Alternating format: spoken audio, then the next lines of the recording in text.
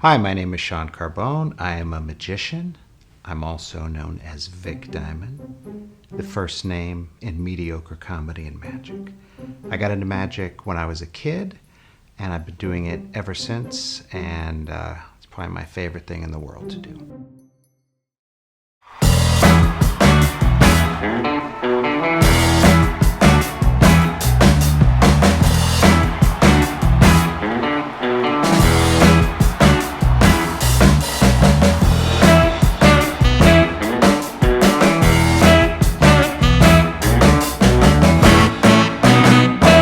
My first experience in magic was when I received this book from my grandfather, right here. 400 tricks you can do. Oddly, I still do some of these tricks. And I don't know if you can see this, but if you can take a look at can you see the first page there? So I was 8 years old, and I started looking through this book. It's got a lot of, line drawings and diagrams and stuff like that. And even to this day, when I do little kid parties, I still do these tricks. The reason I enjoyed magic is because what magic does is it sort of brings people back to when they were kids, creating a sense of wonder for people. People love to be fooled. They love witnessing stuff that they can't explain logically. And oddly, even though people want to know how a trick is done, they really don't want to know, because as soon as you give away the secret, the magic is gone immediately. Probably my favorite close-up trick is a trick I made up called imprint.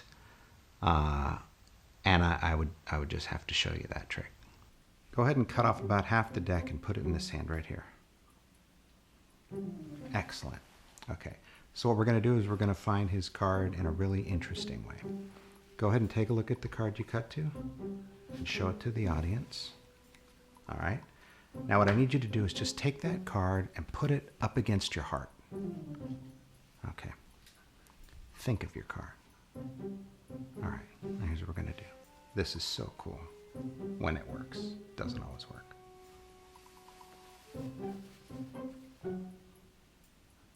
Think of your card.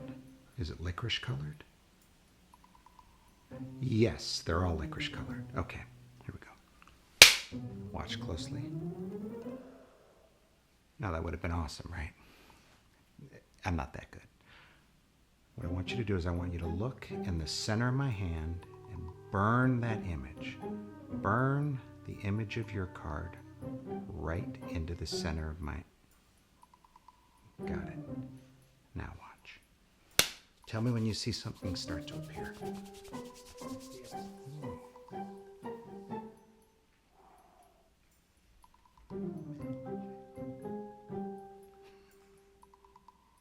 Huh? A lot of the tricks I do actually come to me in dreams. I had this dream where I wanted to have my head rotate around, so I made this box that gives that illusion, and it's a comedy magic trick. And I tried it out on a cruise ship, and it was hilarious. It worked just fine, and I've been doing that trick since, and I call it my box of mystery.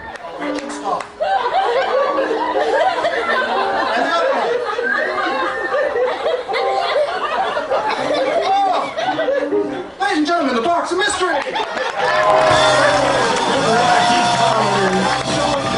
When I started getting into comedy magic, I would dream these tricks, and then I would just try them to see if they worked. So I had this trick where I'd seen people pull rabbits out of hats or birds out of their pockets and stuff like this. So I thought, what if I had a box, my box of mystery, and I pretended that I could create life in this box.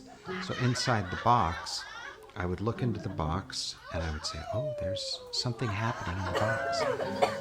Sometimes it becomes a box of... Oh, something in the box is coming to life. And I'd shake the box so it would look like something's coming to life. And then you would see a bird wing come out. Then you'd see a little bird head come out. And at first glance, it looks pretty good, right?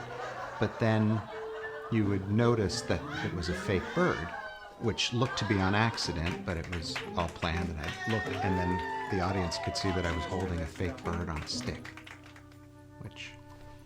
which I thought was pretty funny. And so that's been in the act ever since. About 20 plus years ago, I came up with an idea for a really funny trick, and we called it the Great Beyond. So it was my assistant and me, and we were, what we did is we videoed ourselves with little mustaches on, as if we were from an alternate dimension. Hello, and welcome to the Great Beyond. And then the way the trick goes is I have someone in the audience pick a card, and we say we're going to send their card to the Great Beyond. Then a screen comes down, and on the screen is me with an evil mustache. And I timed it so that I could actually talk to myself on the screen, and it sounded like we were having a conversation. We take a deck of cards, we throw it at the screen, it comes through on the screen, and it was just funny because we had all these bad jump cuts in the shot, so it was making people laugh. But ultimately, the card that the woman picks actually shows up in a banana on the screen. Everyone, which was really say funny. the name of the card out loud, please. Queen of Diamonds. Oh, it's a miracle! It is the Queen of Diamonds. Queen of Diamonds. Another magical escapade. What's extra good about that is we still do that trick. And since it's 20 plus years old, when we show the Great Beyond, it's actually from 20 years ago, and people are like, how did you guys age yourself backward? Which only adds to the trick. There are a lot of different types of magic, stage magic, and that was never a big thing for me because I wasn't a fan of props and cutting people in half. But when I do stage shows, it's usually comedy based. But the way I like to do a stage show, I started doing shows with a friend of mine who's a jazz musician.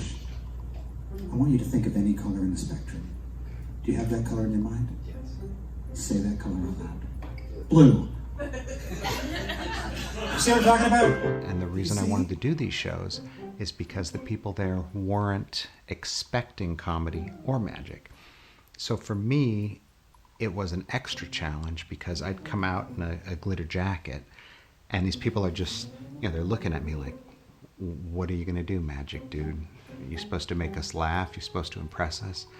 And for me, I would start doing my comedy magic. So they were tricks that didn't quite work out, and they were just looking at me like I was failing.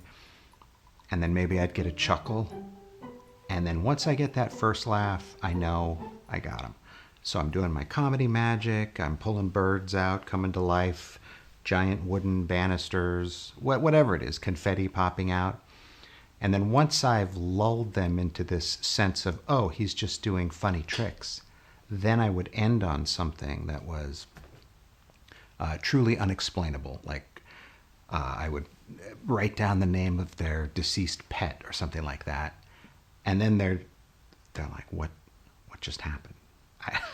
How did this funny guy all of a sudden come up with something that amazing? And then once I did that, I was out, because you can't top that. A lot of times people want to know the secret, but the truth is they don't want to know the secret, because once they know the secret, the magic's over. So I have an answer that I use every time someone asks me. When they say, how did you do that? How'd you do that? I say, well, it's a little thing I like to call magic.